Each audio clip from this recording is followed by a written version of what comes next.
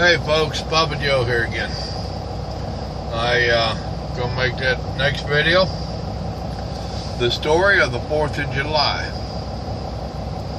I am attempting to get y'all the facts so that you can educate the youth around you and yourself.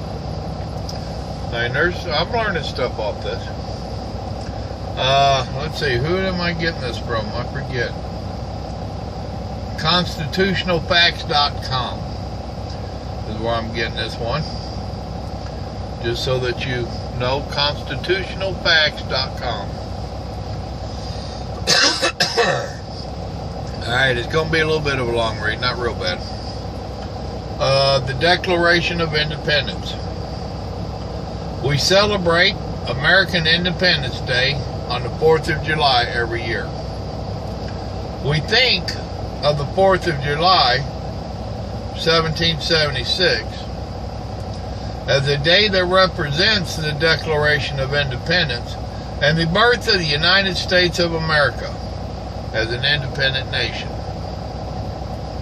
But July 4th, 1776, wasn't the day that the Continental Congress decided the let me reread that. But July 4th, 1776 wasn't the day that the Continental Congress decided to declare independence. They did that on July 2nd, 1776. It wasn't the day we started the American Revolution either. That had happened back in April 1775. And it wasn't the day Thomas Jefferson wrote the first draft of the Declaration of Independence. That was in June of 1776. Or the date on which the Declaration was delivered to Great Britain. That didn't happen until November 1776. Or the date it was signed. That was August 2nd, 1776. So what did happen on July 4th, 1776? Good question after all that, ain't it? The Continental Congress approved the final wording of the Declaration of Independence on July 4th, 1776.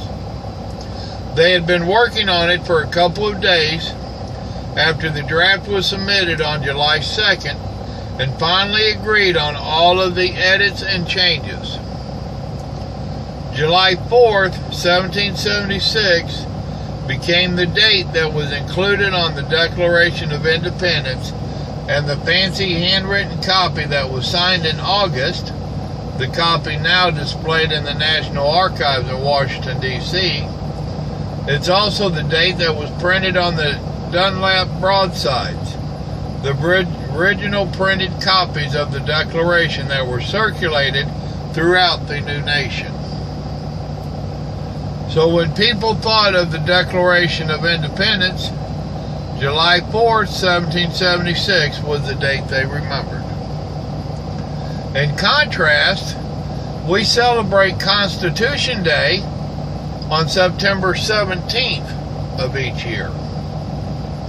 The anniversary of the day the Constitution was signed, not the anniversary of the date it was approved.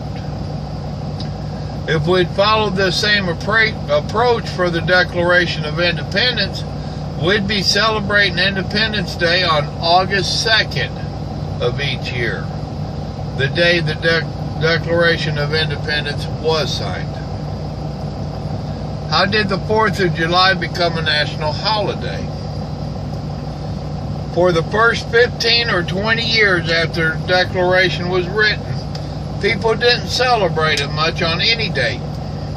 It was too new, and too much else was happening in the young nation. By the 1790s, a time of bitter partisan conflicts, the Declaration had become controversial. One party, the Democratic Republicans, admired Jefferson and the Declaration, but the other party, the Federalists, thought the Declaration was too French and too anti-British, which went against their current policies. By 1817, John Adams complained in a letter that America seemed uninterested in its past, but that would soon change. After the War of 1812, the Federalist Party began to come apart, and the new parties of the 1820s and 1830s all considered themselves inheritors of Jefferson and the Democratic Republicans. Printed copies of the Declaration began to circulate again, all with the date July 4th, 1776, listed at the top.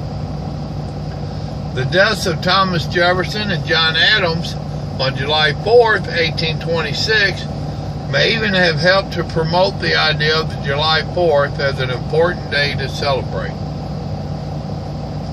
Celebrations of the 4th of July became more common as the years went on, and in 1870, almost 100 years after the Declaration was written, Congress first declared July 4th to be a national holiday as part of a bill to officially recognize several holidays, including Christmas. Further legislation about national holidays, including July 4th, was passed in 1939 and 1941. There you go. So there's your history of July 4th.